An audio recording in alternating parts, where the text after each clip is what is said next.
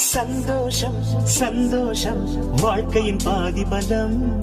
சந்தோஷம் இல்லை என்றால் மனிதர்க்கு ஏது பலம்? புயல் மையம் கொண்டால் மழை மண்ணில் உண்டு. எந்த தீமைக்குள்ளும் சிறு நன்மை உண்டு. ஓ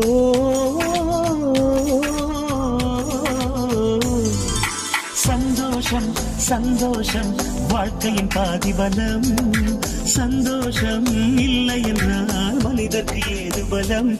புயல் மையம் கொண்டால் மழை மண்ணில் உண்டு.